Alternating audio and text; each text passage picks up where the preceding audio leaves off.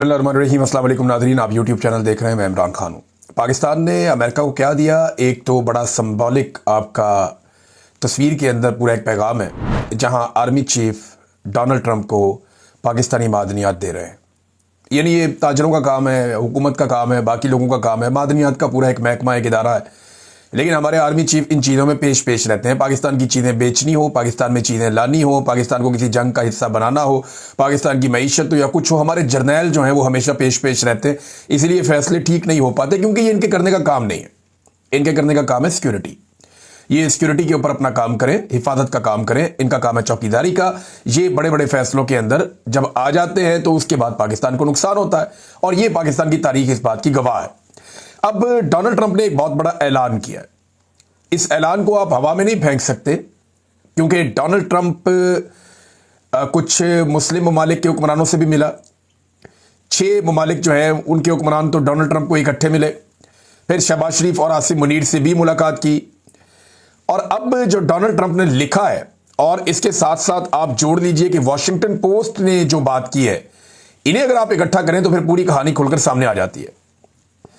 Donald Trump ने कहा कि we have a real chance for greatness in the Middle East, कि हमारे पास मिडिल ईस्ट में कुछ बहुत बड़ा करने हम जा रहे हैं और हमारे पास बहुत बड़ा मौका है। All are on board for something special, first time ever. वो कह रहे जी कि ये सारे के सारे जो है उनको ऑन बोर्ड ले लिया गया है, सारे तैयार हैं और ये पहली दफा होने जा रहा है। We will get it done, president Donald J Trump. अब ये कह रहे जी हम ये कर देंगे और ये हो जाएगा। अब ये क्या ऐसा बड़ा होने जा रहा है? डोनाल्ड ट्रंप बिला वजह इस तरह का स्टेटमेंट नहीं देता। अगर डोनाल्ड ट्रंप ने स्टेटमेंट दिया है तो इसके पीछे पूरी एक कहानी हो सकती है। वैसे जो वॉशिंगटन पोस्ट ने अभी तक खबर ब्रेक की है वो मैं आपको बता देता हूं कि वॉशिंगटन पोस्ट क्या कह रहा है। वो कह रही है ट्रंप ने गजा के हवाले से एक बड़ा मनसूबा बनाया और कुछ अहम निकात सामने आए हैं। वो कह रहे जी जंगबंदी और यरगमालियों की रिहाई, फौरी तौर पर लड़ाई रोक दी जाए और तमाम यरगमालियों को 48 घंटों के अंदर रिहा कर दिया जाए। हमास का गैर मुसल्ला होना, हमास तमाम हथियार जो है हमास के तबाह कर दिए जाएं। वो जंगजू जो तशद्दुद तर्क कर दे उन्हें आम माफी दी जाए। दीगर के लिए बैरून मुल्क महफूज रास्ता फराहम किया जाए। इंसानी इमदाद और तामीर नौ, अमरीका की क़यादत में इंफ्रास्ट्रक्चर, अस्पताल और मकानात दोबारा तामीर किए जाएंगे। ये अमरीका की क़यादत में होगा। तकसीम का इंतजाम अक़वाम मुत्तहिदा और दीगर गैर जानिबदार इदारे करेंगे। आर्जी हुकूमत, वो कहते हैं जी गजा में अहले फ़लस्तीनियों के जरिए चलाया जाए गजा को, जिन पर आलमी निगरानी होगी जब तक कि फ़लस्तीनी अथॉरिटी में इस्लाहात ना हो जाएं। फिर बैनुल अक़वामी सलामती फोर्स, अब ये वो नुक्ता है जहां पे पाकिस्तान की रेलिवेंस बढ़ जाती है। वो कहते हैं जी अरब और आलमी अफवाज गजा की सिक्योरिटी की निगरानी करेंगी, जबकि इसराइल बतदरीज आहिस्ता आहिस्ता वहां से निकलता जाएगा। देखिए यहां पाकिस्तान की इंपॉर्टेंस है, क्योंकि हमें जो है ना फौजी बड़े सस्ते पड़ते हैं पाकिस्तान में, और पाकिस्तानी फौजी जो है वो इन मामलात के अंदर आप उनको एक मजहबी रंग देके आप वहां पहुंचा भी सकते हैं। पाकिस्तान में बहुत एक जंगी जुनून भी है और एक इस किस्म की सोच भी है। तो पाकिस्तानी फौजी जो हैं अब इन्हें भी पहुंचाया जाएगा, और यही वो एक नुक्ता है जिसके जरिए से इसराइल को तस्लीम करने का या अब्राहम अकॉर्ड के ऊपर दस्तखत करने का बंदोबस्त होगा। ये देखें 2 दिन पहले मेरे दोस्त ने मुझे ये इतला दी थी, मैंने ये खबर आप तक 2 दिन पहले पहुंचाई थी। अब 2 दिन के बाद डोनाल्ड ट्रंप ने जो बात की उसके जरिए से चीजें सामने आना शुरू हो गई हैं। अब नाज़रीन कह रहे हैं कैदियों का तबादला होगा। यरगमालियों की रिहाई के बाद इसराइल अपने कैदियों को रहा करेगा जो इसराइल के पास हैं। यानी पहले तो जो यरगमाली हैं या जिन्हें हमास ने जिन्हें पकड़ा हुआ वो पहले रिहा कर दे 48 घंटे के अंदर, और बाद में इसराइल जो है वो रिहा करेगा। फ़लस्तीनी रियासत की राह हमवार हो जाएगी, लेकिन उसके ऊपर वो कह रहे हैं कि फ़लस्तीनी रियासत के क़याम पर गौर किया जा सकता है मुस्तकबिल की बातचीत में, लेकिन ये इस्लाहात और तामीर नौ के बाद ही मुमकिन होगा।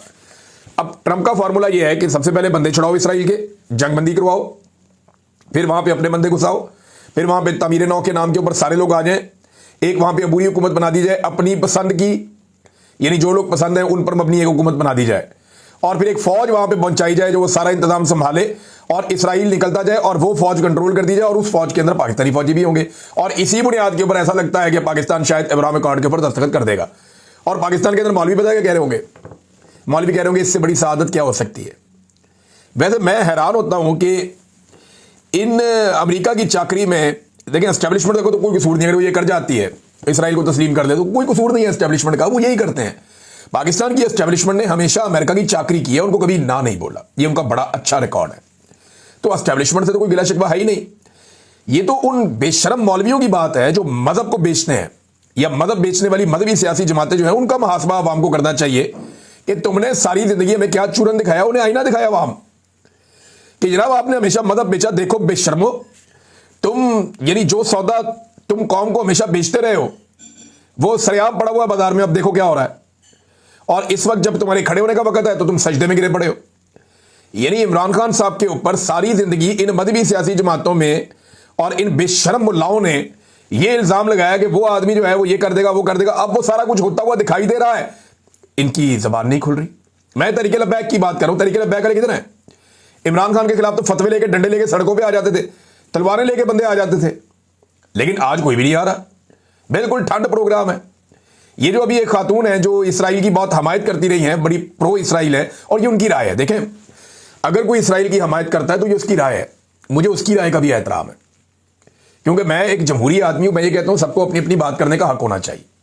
जो बंदा जो बात करना चाहता है वो करे बात। हाँ, लेकिन कुछ चीजें ऐसी हैं जहां पे आपका लॉक लग जाता है, जैसे कि खुदा न खास्ता तौहीन नहीं करनी चाहिए किसी मजहब की, किसी की दिलादारी नहीं करनी चाहिए। हाँ, ये चीजें नहीं करनी चाहिए। लेकिन ये खातून क्योंकि ये कहती हैं कि इनको बहुत ये प्रो इसराइली हैं, या इन्हें लगता है कि पाकिस्तान को इसराइल को तस्लीम करना चाहिए और नेतन्याहू की फैन है, तो मुझे तो कोई प्रॉब्लम नहीं। लेकिन ये मौलवी जो इमरान खान साहब के नेड़े से कोई बंदा गुजर जाता था तो खप डाल देते थे, आज आप देखें मुंह में दही जमा के बैठे हुए, बात ही नहीं करते, बोलते ही नहीं है। फजल रहमान साहब किधर गए? जमात इस्लामी किधर गई? मदद का चूरन बेचने वाले सारे लोग कहां गए? कहीं भी नहीं गए। अब इसराइल पसंद खातून के ऊपर इन्होंने एक जुमला नहीं बोला।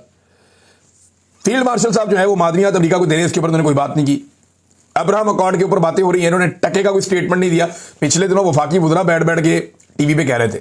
मैं ये नहीं कह रहा ये गलत है या सही है, मैं ये कह रहा हूं कि ये मौलवी हमेशा से गलत थे। इन्होंने हमेशा कौम को चूरन कोई और बेचा और बाद में गेम कोई और डाली। और ये मुल्ला मिलिट्री अलायंस है, हमेशा से ये इकट्ठे मिले हुए हमेशा से।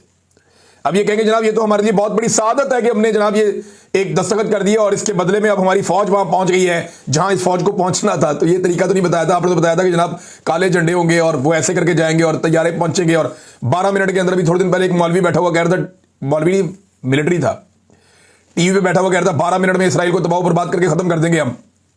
इस किस्म की कहानियां जो है वो पाकिस्तानी टीवी चैनल के ऊपर इन्होंने सुनाई है। तो मुल्ला मिलिट्री अलायंस ने जितना नुकसान पाकिस्तान को पहुंचाया उतना किसी ने नहीं पहुंचाया। अब जहां से मादनियात निकलती हैं, जहां से मादनियात इकट्ठी की जाती हैं, वहां पे 4 जवान बच्चे शहीद हो गए एक मरतबा फिर। अब एक तरफ गंडापुर कहते हैं कि ऑपरेशन कोई नहीं करने दूंगा मैं, ऑपरेशन हो नहीं सकता, ऑपरेशन होना नहीं। तो ये क्या हो रहा है? रोजाना की बुनियाद पर लाशें गिर रही हैं, लोग एहतजाज कर रहे हैं, उनका नमाज़े जनाजा देखिए कितने ज्यादा लोगों ने आकर पढ़ा है। इस तरह के वाकयात को रोकना चाहिए।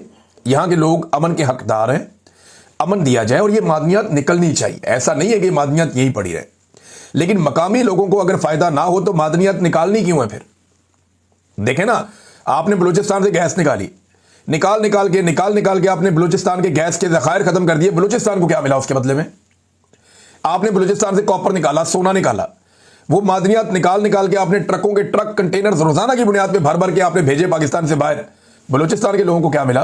कुछ नहीं। आपने बलूचिस्तान में कोयला निकाला, आपने इतना कोयला निकाला और इतना कोयला पूरे पाकिस्तान के अंदर पता नहीं कहां कहां आपने भेज दिया। रॉ मटेरियल निकाला आपने बेशुमार बलूचिस्तान से, दुनिया कहां से कहां पहुंच गई, बलूचिस्तान को क्या मिला? कुछ भी नहीं। मैं ये नहीं कह रहा कि ये चीजें निकालनी नहीं चाहिए, ये अल्लाह ताला का तोहफा है, ये निकालना चाहिए। अमेरिका निकाले, आगे सऊदी अरब निकाले, बरतानिया निकाले, दुनिया के सारे मुल्क, बड़ी बड़ी कंपनियां आए आके ये काम करें। लेकिन मेरा कहना यह है कि जब भी एस्टेब्लिशमेंट डील करती है इस तरह के किसी सौदे को, वो एस्टेब्लिशमेंट डील करती है तो मकामी लोगों को कुछ नहीं मिलता। जब भी कभी एस्टेब्लिशमेंट या मिलिट्री एस्टेब्लिशमेंट डील मारती है मादनियात की, तो उसमें एस्टेब्लिशमेंट को तो कुछ मिलता होगा, मकामी लोगों को कुछ नहीं मिलता। मेरी गुजारिश है कि ये काम जरूर करें। ये बहुत अच्छा, फौज चौधरी ने इसकी तारीफ भी की है कि बड़ी अच्छी बात है, लेकिन ये आर्मी चीफ के करने का काम नहीं, जिनका काम है वो करें। दूसरी बात यह है कि जनाब ये मादनियात तभी काम आएगी जब मकामी लोगों को रोजगार मिलेगा, जब मकामी लोगों को तालीम मिलेगी, जब मकामी लोगों को अच्छा इलाज मिलेगा, जब मकामी लोगों का मेयार जिंदगी बुलंद होगा, जब वहां सड़कें बनेंगी, पार्क बनेंगे, अस्पताल बनेंगे, कम्युनिटी सेंटर बनेंगे और उनको आला तालीम भी मिलेगी, उनके लिए बहुत सारे मौके होंगे, फिर तो फायदा है, फिर तो बहुत फायदा है। लेकिन जब मकामी लोगों को आपने कुछ नहीं देना, उनको लाशें ही देनी हर थोड़े अरसे बाद, जैसे 4 बच्चे शहीद हो गए, तो इसका कोई फायदा नहीं होगा, उल्टा इसका नुकसान होगा। शहबाज शरीफ साहब नाजरीन, बजाय इसके पाकिस्तान का एक इमेज बिल्डिंग करते यूनाइटेड नेशन में, वो वहां जाकर दुनिया को एक नया डरावा दे रहे हैं, यानी पाकिस्तान से दुनिया को डरा रहे हैं कि अगर हम इन दहशतगर्दों को ना रोके जो पाकिस्तान में है तो ये लंदन और न्यूयॉर्क में दंदनाते फिरेंगे। अंदाजा करें आपका वज़ीर आज़म क्या हरकतें कर रहा है। यही काम किया था परवेज़ मुशर्रफ ने। परवेज़ मुशर्रफ ने पूरी दुनिया को कहा था कि हम तुम्हारे लिए पाकिस्तान में जंग लड़ रहे हैं, और फिर पाकिस्तान में इतनी जंग लड़ी कि 90,000 लाशें पाकिस्तान में पड़ी हुई हैं। पाकिस्तानियों के कांधे थक गए लाशें उठा उठा के, और अभी तक लाशें गिरने का सिलसिला जारी है। रोजाना फौजी शहीद हो जाते हैं, पुलिस वाले शहीद हो जाते हैं, आम शहरी शहीद हो जाते हैं। यही चूरन परवेज़ मुशर्रफ ने बेचा था सिर्फ पैसा इकट्ठा करने के लिए। पैसा तो आ गया था, लेकिन लाशें गिरने का सिलसिला नहीं रुक रहा। दुनिया को डराओ कि जनाब बहुत दहशतगर्द हैं, अगर हमने इनसे ना लड़ाई की तो ये आपके मुल्कों में पहुंच जाएंगे, ये करके। अब जब आप दुनिया को ये कहेंगे कि पाकिस्तान में ऐसे दहशतगर्द हैं जो बर्तानिया में और अमेरिका में आ सकते हैं, तो वो क्या पाकिस्तानियों को वीजे देंगे इसके बाद? वो तो कहेंगे पता नहीं, इनका अपना वज़ीर आज़म कहता है कि दहशतगर्द आ सकते हैं। वैसे हद दर्जे की बेवकूफ़ी है, मुझे समझ नहीं आती ये क्या चक्कर है इनका। आज तक हम भुगत रहे हैं जो मुशर्रफ ने किया, और ये उसी रास्ते पे चल रहे हैं दोबारा से। वही ब्लैकमेलिंग, वही टैक्टिक्स दोबारा इस्तेमाल कर रहे हैं। नाज़रीन, ये जो एक खातून वाला मसला था जो बहुत उठ गया था, वो अब ज़्यादा ही उठता चला जा रहा है। उसमें नईम पंजूता साहब की एक ट्वीट है, इस ट्वीट को आप पढ़ें तो आपको आइडिया हो जाएगा। उन्होंने कहा जी, शमा जुनेजो जो एक सरीह प्रो इसराइल और छोटी सतह की ट्रोल समझी जाती हैं, अचानक 2022 के बाद पाकिस्तान का सबसे बड़ा सिविल अवार्ड कैसे इन्होंने पा लिया। सबसे बड़ा सिविल अवार्ड इनको मिला पाकिस्तान का। अक़वाम मुत्तहिदा में फार्म 47 वाले वज़ीर आज़म के बिल्कुल पीछे नशिस्त कैसे मिली, और वज़ीर आज़म के सरकारी जहाज़ पर इनके साथ सफ़र का मौका कैसे मिला, वज़ीर आज़म वाले होटलों के अंदर ये ठहरी, वो खुफिया सरकारी दस्तावेज़ात के साथ क्या कर रही थी। ये बड़े अहम सवालात हैं। अब जो शमा जुनेजो साहिबा हैं, उन्होंने कुछ पॉइंट उठाए और कुछ ऐसी चीज़ें उन्होंने बताई जो हैरान कुन है। ये नहीं, उन्होंने ख्वाजा आसिफ को, वज़ारत ख़ारजा को और सबको झूठा साबित कर दिया। ये नहीं, अब ये आपस में ही लड़ रहे हैं। और इंटरेस्टिंग बात यह है कि जो सारे मिलकर कहते थे इमरान खान जो है वो इसराइल का एजेंट है या बादों का यहूदी एजेंट कह देते थे, वो सारे अपनी अपनी इज्जत छुपाते फिर रहे हैं, सफाइयां देते फिर रहे हैं। और इमरान खान ने एक भी स्टेटमेंट नहीं दिया, कुछ भी नहीं कहा उसने। इन्होंने खुद अपने आप को एक्सपोज कर दिया। अब एक दूसरे को बुरा कह रहे हैं, वो उससे जान छुड़ा रहा है, वो उससे जान छुड़ा रहा है, वो उससे जान छुड़ा रहा है। ये जरा पहले खातून की आप ट्वीट देखिए। उन्होंने कहा, मैं पिछले कई महीनों से पाकिस्तान और वज़ीर आज़म साहब के लिए काम कर रही थी। पाक भारत जंग के दौरान मेरे पॉलिसी ब्रीफ्स, एडवाइस और पॉइंट्स सब कुछ रिकॉर्ड का हिस्सा है और महफूज है। मुझे वज़ीर आज़म साहब ने अक़वाम मुत्तहिदा की तकरीर लिखने का टास्क दिया और ख़ुद वफ़द का हिस्सा बनाया। मेरा नाम बाकायदा एडवाइज़र्स के तौर पर शामिल किया गया और मेरा सिक्योरिटी पास भी इसी हवाले से इशू किया गया। मैंने उनकी टीम के साथ मिलकर दिन रात काम किया। मैंने उनके साथ सफ़र किया, उनके और उनकी टीम के साथ एक ही होटल में क़याम किया, उनकी बिल गेट जैसी आम तरीन साइडलाइन मीटिंग्स का हिस्सा बनी और जिनकी फुटेज टीवी पर भी आई। क्लाइमेट कॉन्फ्रेंस में वज़ीर आज़म साहब के पीछे मैं और इसहाक डार साहब इकट्ठे बैठे हुए थे, जिनकी मिनिस्ट्री ने मेरे बारे में ट्वीट किया कि मैं वफद का हिस्सा नहीं थी। इस कॉन्फ्रेंस के बाद मुझे प्रोटोकॉल टीम वाले AI कॉन्फ्रेंस में ले गए, जहां ख्वाजा आसिफ के पीछे बिलाल और मैं सारा वक्त ना सिर्फ साथ बैठे रहे, बल्कि बिलाल नई तकरीर भी लिखते रहे। इस तकरीर के बाद हमने मिलकर चाय भी पी ख्वाजा आसिफ के साथ। गाड़ी के इंतजार में 40 मिनट हम साथ बैठे रहे इकट्ठे, दोबारा तस्वीरें भी लीं और एक ही कार में तीनों साथ वापस होटल भी आए। ख्वाजा आसिफ कार में पीछे मेरे साथ ही बैठे थे। अंदाजा करें, ख्वाजा कहते पहचानते ही नहीं इनू, हद हो गई। वैसे ख्वाजा साहब बंदा झूठा होवे लेकिन इस लेवल का ना होवे। यानी साथ बैठ के चाय पी रहे हैं, साथ फोटोएं बना रहे हैं, साथ जनाब कार के अंदर पिछली एक ही सीट पे एक खातून के साथ बैठ के आप जा रहे हैं, पहचानता ही नहीं इनू। वो खातून अब आपको, यानी ये तो इतनी बुरी तो मेरे ख्याल में ख्वाजा साहब के साथ मेहंदी हसन ने नहीं की जो इस खातून ने कर दिया, पकड़ के लितरो लितरी कर दिया। ख्वाजा साहब के बारे में फिर कहती हैं, आखिरी दिन वज़ीर आज़म की तकरीर के वक्त भी मैं सबके साथ अक़वाम मुत्तहिदा में थी, जहां ख्वाजा आसिफ मेरे सामने बैठे हुए थे और हम सब ने मिलकर वज़ीर आज़म के लिए तालियां बजाईं। वज़ीर आज़म की तारीखी तकरीर सिर्फ मेरी लिखी हुई नहीं थी, हम सबके टीम वर्क का हिस्सा थी और हम सबकी मेहनत शामिल थी। मेरी वापसी की फ़्लाइट भी पहले ही तयशुदा थी और मुझे मिशन प्रोटोकॉल वाले खुद एयरपोर्ट तक ड्रॉप करने आए थे। अब ख्वाजा साहब ऐसे बयान क्यों दे रहे हैं और किस एजेंडे के तहत अपनी हुकूमत के एक तारीखी दौरे को बदनाम कर रहे हैं, वो वज़ीर आज़म साहब को उनसे पूछना चाहिए, क्योंकि उनकी अथॉरिटी चैलेंज हुई है, मेरी नहीं। अब बात यह है कि ये हमारी बहन है शमा जुनेजो साहिबा। आप ये समझिए कि प्रॉब्लम क्या है। आपका थोड़ा सा जो स्टांस है वो प्रो इसराइल है। ये जो ख्वाजा आसिफ जैसे लोग या शहबाज शरीफ जैसे लोग या ये जो इसहाक डार जैसे लोग हैं, ये पाकिस्तान में जाके ना मजहब का चूरन बेचते हैं। ये वहां जाकर बन जाते हैं इंतहाई मजहबी कट्टर, और ये वहां जाके कहते हैं कि हम तो फलस्तीन के लिए जान कुर्बान करना चाहते हैं, गर्दनें कटाने के लिए तैयार हैं, और इसराइल को वहां ये बुरा भला कहते हैं। लेकिन जैसे ये बाहर आते हैं या आप लोगों से मिलते हैं तो शायद इनकी सोच बदल जाती है। तो बाहर जो बदली हुई सोच है उससे आपने कुछ और नतीजा अखज कर लिया। ये ना दोगला इनका रवैया होता है। इनको हाइब्रिड सिस्टम भी बड़ा पसंद है ना, दोगला सिस्टम। तो ये दोगले हैं एक्चुअली। ये पाकिस्तान में कुछ और होते हैं, बाहर आकर कुछ और होते हैं। पाकिस्तान में जाके ये कट्टर मजहबी बन जाते हैं, बाहर आके ये लिबरल बन जाते हैं। तो कसूर आपका नहीं है, ये इनकी जबिल्लत है, ये करते ही ऐसे हैं और यही इनकी सियासत का खासा है। अब मामला यह है कि ख्वाजा साहब फिर झूठ बोलेंगे कोई ना कोई, तो हम एक और चीज दिखाते हैं आपको। ये देखिए, ये नाज़रीन आप तस्वीर देखें, ये स्क्रीनशॉट्स हैं।